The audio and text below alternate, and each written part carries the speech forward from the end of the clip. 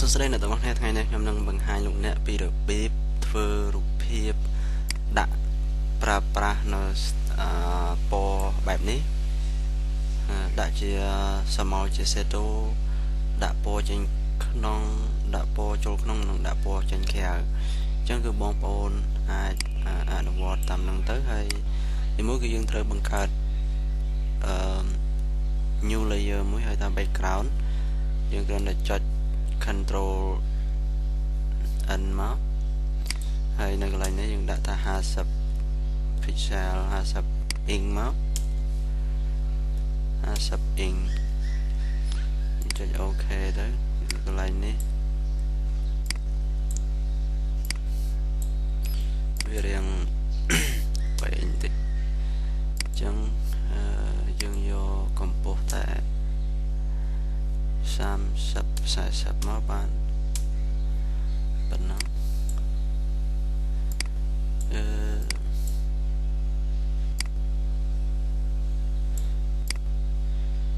ទី2គឺយើងកាត់រូបភាពនេះចូលយើងម៉ៅស្ដាំមកម៉ៅឆ្វេងមកយកពាក្យថា rectangular margin to ទៅ select ម៉ៅស្ដាំលើវាអញ្ចឹងមកឡើងទៅយកឧបករណ៍នេះយកមកទាញចូលនេះបានមួយហើយមួយទៀតឧបករណ៍មួយទៀតហ្នឹងគឺយើងប្រើមូលឧបករណ៍នេះ electrical magic tool គឺជាឧបករណ៍មួយសម្រាប់គូជារង្វង់មូលយើង space អស់វាជាប់មកយើងម៉ៅឆ្វេងចាប់ទាញវាពេលយើងចាប់ទាញហ្នឹងគឺយើងចាប់ទាញវាជាប់ហើយ space ហ្នឹងគឺសម្រាប់បង្កិលបែបនេះហើយម៉ៅរបស់យើងគឺអត់លែងទេគឺយើងចាប់រហូតបើសិនបើវាត្រូវហើយសូមយើងលែងវាអញ្ចឹងប៉ុណ្ណឹងមកលែងហើយយើងយកម៉ៅនេះយកទាញមកអញ្ចឹងយើងលុបចោលទាំងអស់ទៅហើយយើងចង់បរិចវាយើងបរិចមក Control T ចាប់ត្រង់ម៉ៅឆ្វេងវាជាប់មកយើង Shift Alt ជាប់អូសវាបែបនេះអូសវាបែបនេះមកហើយ Enter ទៅទាញវាបែបនេះហើយយើងចង់ copy បែបនេះ copy 3ចឹងមកក្រោមមួយមក1 2 3ចឹងមកយើងចាប់ទាញមួយ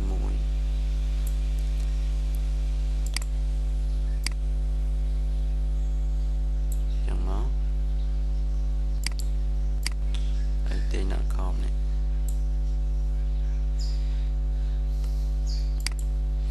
ចឹងគឺអ្វីដែលយើងបានធ្វើហ្នឹងគឺហើយនេះគេ copy ពី Control J មកយើងចាប់ទាញនេះយើងមិនចាំបាច់ទឿន copy ក៏បាន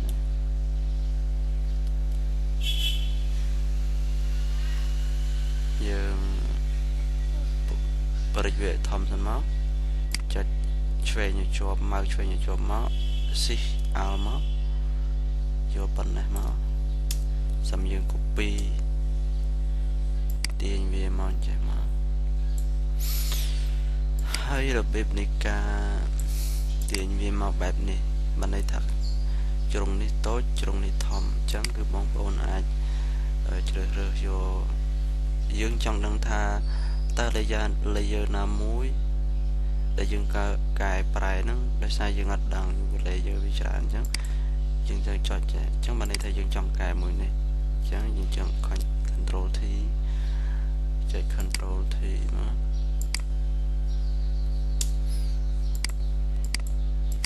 យើងចង់កែមួយនេះយើងត្រូវ select ម៉ៅបើសិនបើយើងដាក់លើនេះយើង control ទៅវាចេញមកអានេះអញ្ចឹងយើងត្រូវដាក់វាឲ្យចំមកយើងកែមួយនេះអញ្ចឹង control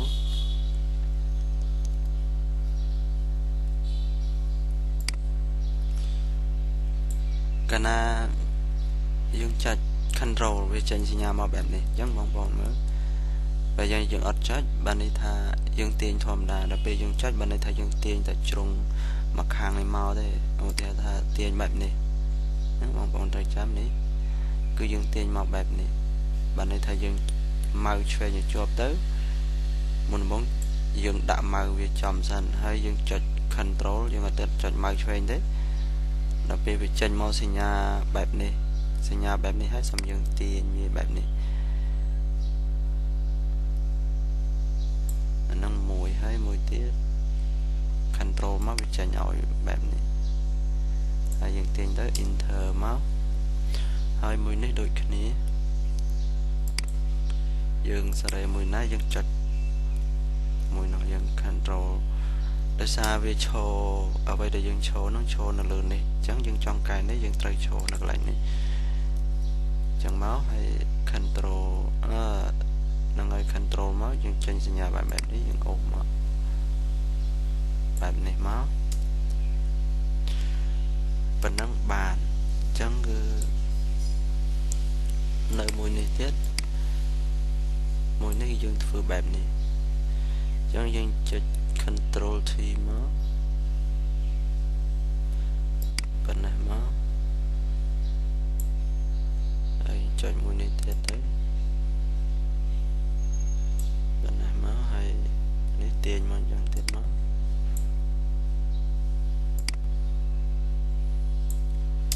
phần năng bàn hay là bếp này ca đã bò chẳng rồi bếp này đã bò nó cứ bong bò ai cho select nó lư cái này nằm ở đây dùng trong đồ bò ô theo ta lấy dùng đã bò nó lư này hỏi đồ bếp này cứ bong bò cần tại cho nó lư việc hay dùng click bị đòn tới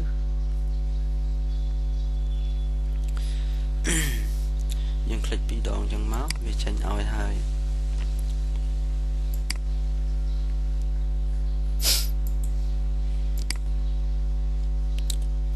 rất là dừng vô nó lại này các bạn được này thấy chưa layer style dừng vô biệt là blending option vì tranh màu đổi cái này chẳng cứ dừng click nó lớn đi có tranh màu đổi cái này bạn thay layer style mà biệt blending option dừng tranh nó lớn đi các bạn để layer biệt là layer nên cái này cái gì opco mới sản phẩm dừng vô màu pra chẳng về miền group opco cái này cái sản phẩm sale cái này sản phẩm đối chế pra nó free transform rapid room sản phẩm define fra preset đây xem nó sản phẩm đã cái này ní cứ cái này là dương trôi từ bình thoi bình lư oi rụp hiệp ấy xem nó hay là giờ nó cứ chỉ ca cũng nó đặt style oi rụp hiệp bao giờ chẳng dừng vô tam cái bốn cứ vô layer style vô biệt tha blending option với tranh màu bẹp này hai tranh màu bẹp này được nó này dừng mở ta cái po trôi khăn mà này là po trôi khăn muốn bốn cái dừng từ đã sầm màu rất là sầm màu đấy chẳng mong po này thà sầm màu vì chưa màu hàng đậm chẳng sầm màu chưa màu hàng đậm nhưng mưa sầm màu một dướng ní cứ inner shadow cứ chia sầm ráp đã sầm màu rồi bên những dừng gió tha normal bây giờ normal cứ chia robot thầm đa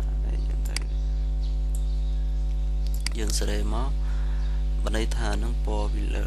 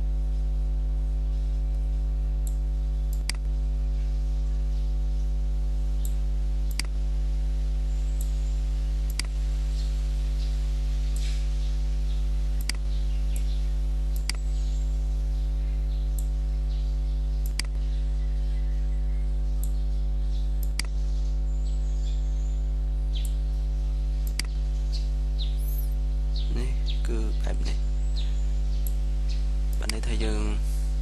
ធ្វើស្មៅចេញមកឆ្វេងបែបនេះគឺយើងយកពាក្យថា drop shadow ហ្នឹងគឺសម្រាប់ដាក់ស្មៅយើងមើលជ្រើសរើសពណ៌យើងចូលដាក់ពណ៌ខ្មៅហើយ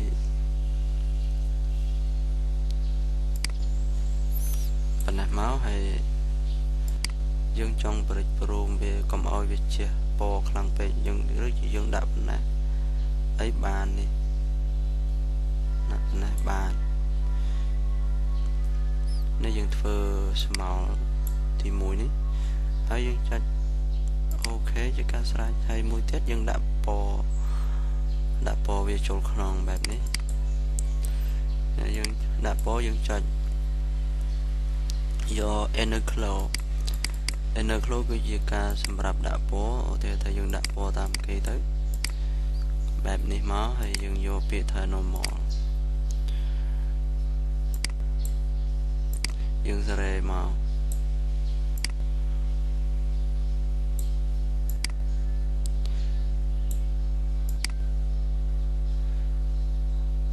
ឧបករណ៍នេះគឺជាឧបករណ៍មួយសម្រាប់ធ្វើឲ្យពណ៌វាដិតខ្លាំងដោយសារយើងវាព្រិលដោយសារយើង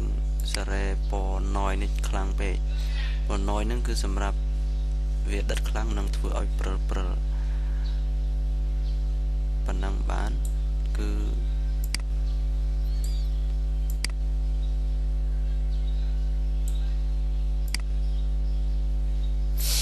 ប៉ុណ្ណឹងបានអញ្ចឹងបងប្អូនអាចអនុវត្តតាមខ្ញុំទៅហើយចំពោះទី2យើងធ្វើនៅមួយនេះ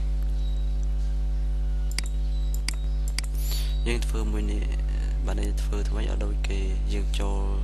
layer ដូចគ្នា layer style មកយើងយកពាក្យថា blank option យើងដាក់ស្មៅដូចគេអញ្ចឹងមកស្មៅដូចគេអញ្ចឹង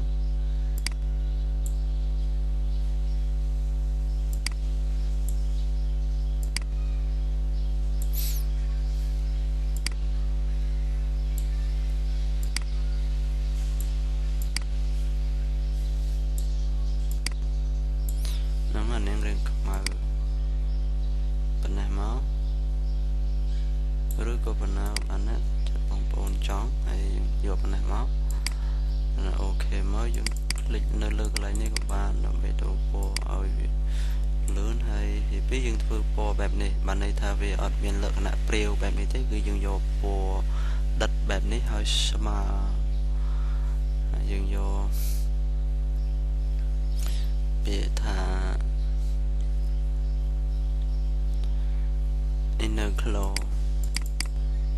inner glow យកពណ៌ normal យើងសេរីពណ៌មក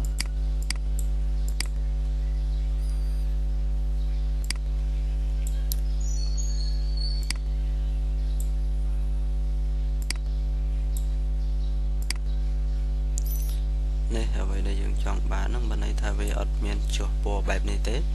គឺយើងយកពណ៌ស្មើអញ្ចឹងអូខេមកហើយនៅកន្លែងនេះមួយទៀតគឺគ្រាន់តែคลิกលើវាមកយើងដាក់ស្មៅ drop shadow គឺជាកន្លែងដាក់ស្មៅខាងឆ្វេងអានេះសម្រាប់ពវល់ឲ្យវាជះមកខាងនេះពវល់មកនេះវាជះទៅខាងនោះអញ្ចឹងគឺបងប្អូនអាចធ្វើតាមហ្នឹងទៅហើយ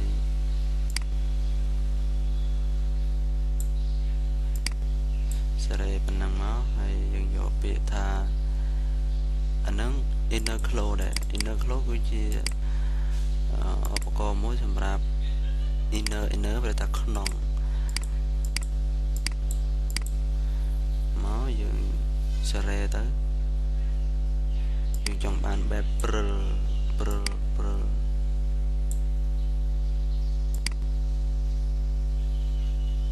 អានេះគឺជា opacity នេះ opacity ហ្នឹងបែរថាគឺយើងធ្វើឲ្យវាពណ៌វាព្រិលឬក៏ពណ៌វាដិតអីចឹងទៅអាហ្នឹងយើងដាក់ប៉ុណ្ណេះមកហើយអានេះគឺសម្រាប់ធ្វើឲ្យភាពគ្រើមឬច្បាស់គ្រើ គ្រើមអីហ្នឹងគឺយើងយកហ្នឹងហើយមួយទៀតហ្នឹងឈហ្នឹងមានថាដកពណ៌របៀបជះនៃពណ៌ហ្នឹងអានេះបន្ថយអស់មកអញ្ចឹងប៉ុណ្ណឹងអូខេហើយនៅមួយនេះទៀត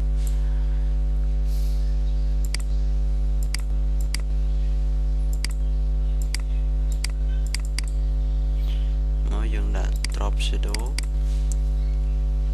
យើងយក normal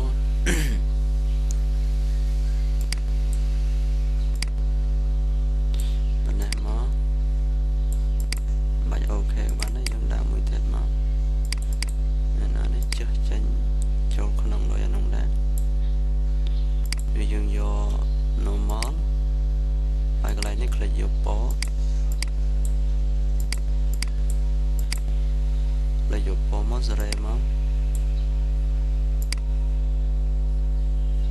ហើយកន្លែងនេះគឺជាកន្លែងដែលយើងឲ្យវាដិតខ្លាំង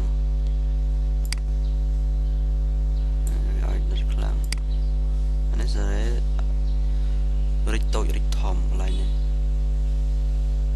ប៉ុណ្ណេះមកហើយមួយទៀតនៅកន្លែងនេះគឺមួយដិតជុំវិញមួយគ្រើមបែបនេះអញ្ចឹងបងប្អូនអាចអនុវត្តទៅយើងដាក់សមោលទៀត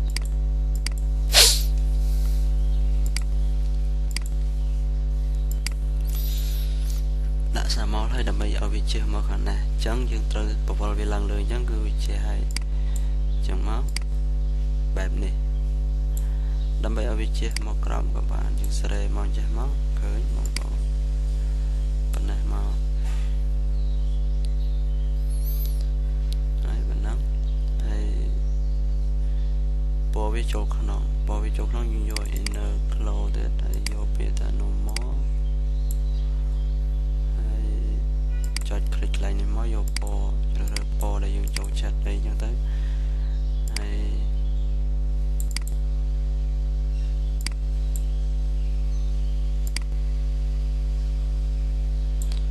ប៉ុណ្ណឹងមកអូខេមកហើយទី2យើងមើលរបស់គេទី2ក៏សមោលដូចគ្នាអញ្ចឹងដែរហើយយើងយកពាក្យថា drop ball ហើយយកពាក្យ normal ហើយយើងសេរីមកអានេះដិតខ្លាំងអញ្ចឹងមកហើយយកពាក្យ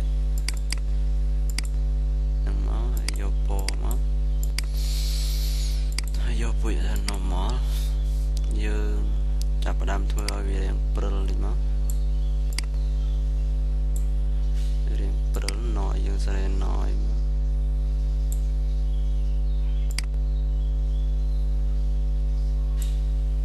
ប៉ុណ្ណឹងដូចគេបាត់អញ្ចឹងអ្វីដែលគេធ្វើយើងអាចធ្វើដូចបានដូចគេអញ្ចឹងគឺបងប្អូនអាចអនុវត្តអញ្ចឹងទៅគឺបានហើយអញ្ចឹងអរគុណចំពោះការតាមដាននៅវីដេអូនេះហើយចំពោះការមើលដូចខ្ញុំបានប្រាប់មេរៀនទី1អញ្ចឹងគឺយើងគ្រាន់តែคลิกត្រឹមនេះមកហើយคลิกទាញមកក្រោមយើងគ្រាន់តែចុច Alt ឲ្យជាប់មកចុច mouse ឆ្វេងមកហើយคลิกលើវាមកយកពាក្យថា merge មកវា merge ជាgroup បែបនេះអញ្ចឹងយើង save យក save ឲ្យដាក់លើ desktop របស់យើងហើយដាក់ឈ្មោះមកតែយើង save នោះយើង save យក JPG